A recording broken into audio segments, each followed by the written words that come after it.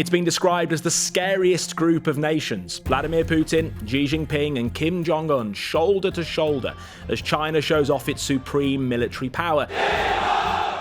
So how dangerous is this alliance? How will Donald Trump and the West react? And how could it reshape the world order as we know it? The global order, if not is changing, it has changed already. This is no longer a world where everything has to go through Washington. I'm Daniel Hewitt, and our experts are here to tell you what you need to know.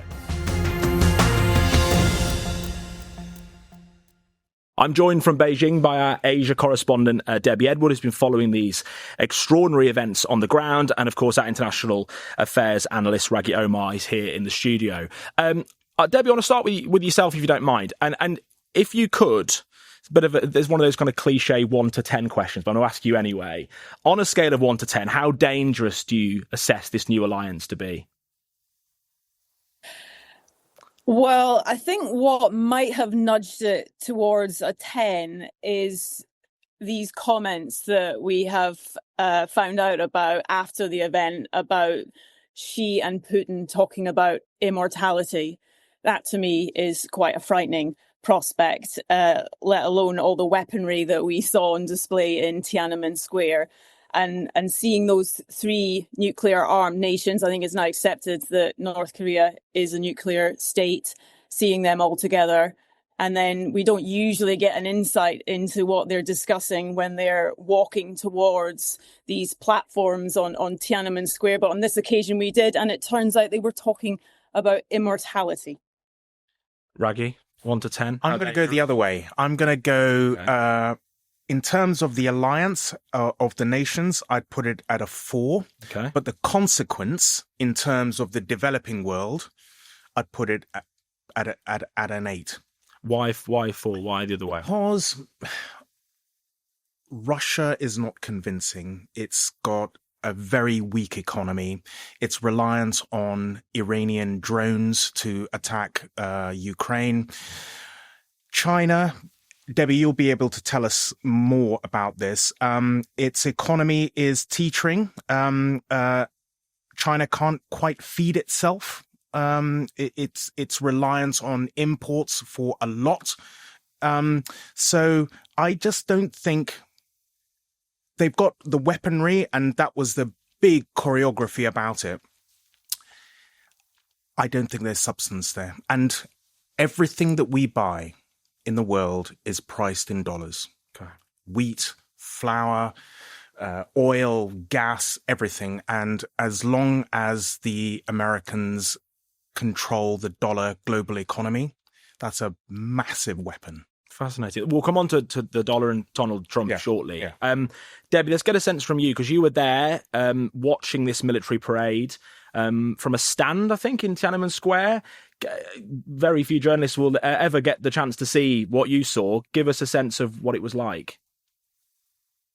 It is very rare, and China does put on these massive events very well. Unfortunately, it means for us being there at 1 a.m. in the morning to go through security checks and line up. But once you're there on the square, and always being on Tiananmen Square itself, sends shivers down the spine. It is a real privilege to be there with all the history that comes with it. And yeah, we were sat just right on Chang'an Avenue opposite the rostrum where we saw Kim Jong Un, Putin and Xi come out. And it was at that moment that real energy, you could feel it in the crowd. There was this murmur that went through, because what up until then I'd been surprised by the silence of the crowd. Despite what we saw on display there with all the weaponry, it was a very solemn crowd for what really was a solemn moment. But there was that juxtaposition between this being a solemn World War II commemoration, but then this massive parade of weapons, and then these three leaders standing there on the rostrum making that massive statement, the first time that we'd seen them together. And that was the point where you felt this murmur go through the crowd. Perhaps people hadn't expected that perhaps Xi would go through with it, that he would have them on either side of him. It was that big statement moment, and I think that we'll look back on as well. Debbie, if I could just jump in very quickly. The one thing that is really memorable about this meeting between Putin, Xi, and Kim Jong Un is China now seems a much more reliable partner to other countries that need a partner.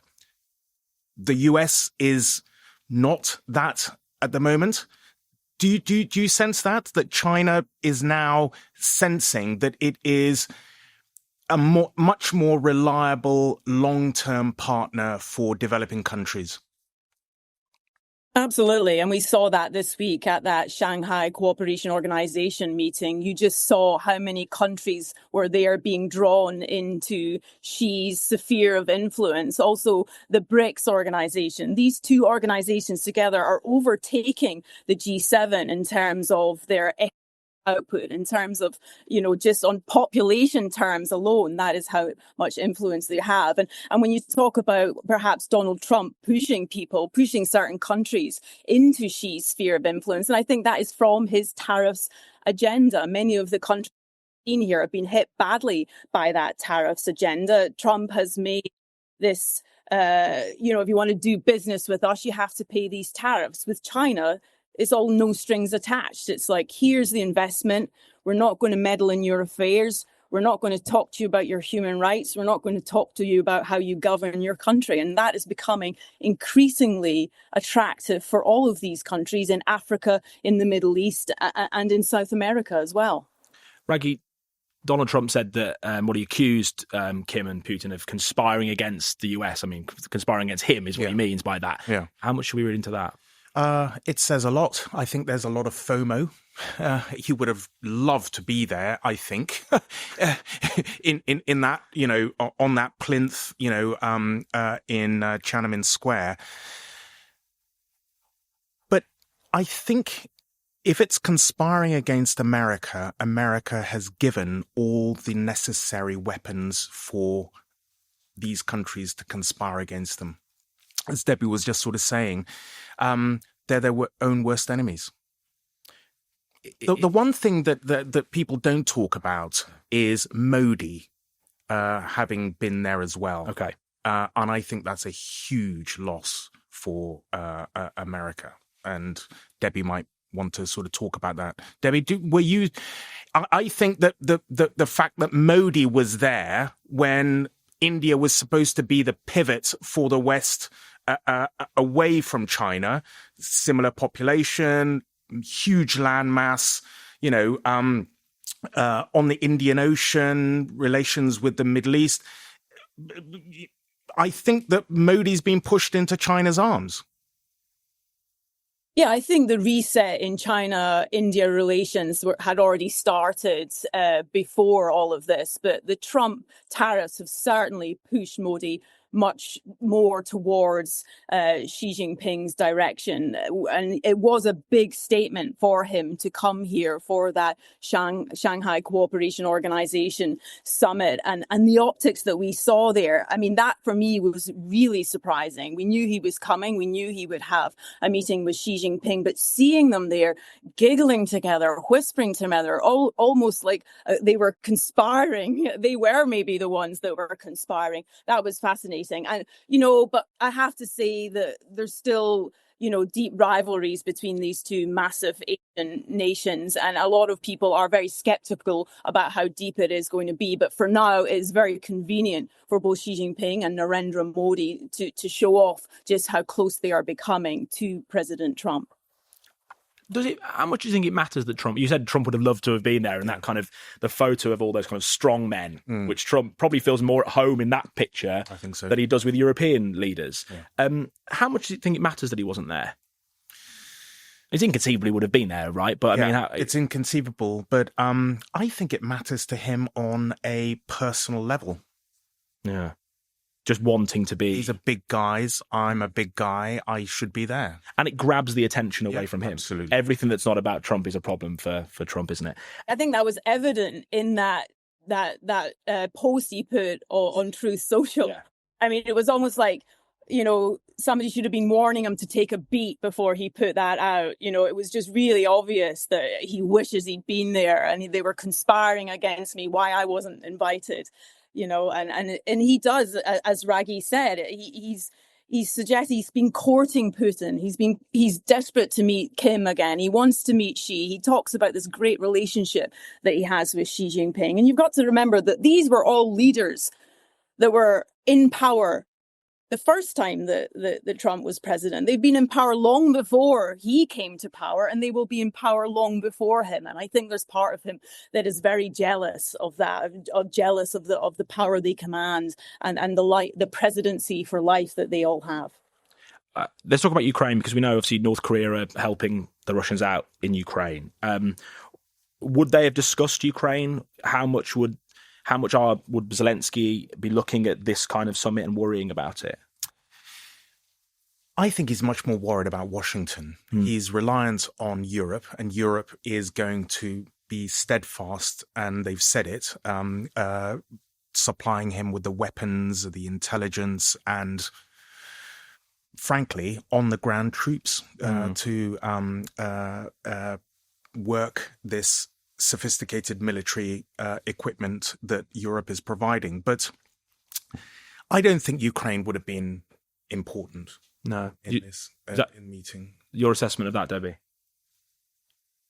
Well, we did see Putin and Kim meeting, and they didn't mention Ukraine by name, but they were talking about the support that North Korea had given. North Korean leader Kim Jong Un was talking about being able to do anything he could to support President Putin in his current circumstances. So it wasn't mentioned by name, but it was clear that from North Korea there will be that continued support. And it has actually been North Korea's support for Russia that has somewhat frayed relations with China. So that was the other interesting aspect about Xi Jinping inviting Kim Jong Un at this point, where that support is still continuing, because, at the end of the day, China is Kim Jong Un's economic lifeline. Russia has been providing diplomatic lifeline, but it is China that North Korea 100% relies on for its economy. So when we just sort of step back here and ask the question, are we heading for a new world order? So I said in the introduction, you're not totally convinced by this, Rageh. No, I am. I think the word multipolarity, this is no longer a world where everything has to go through Washington or even London.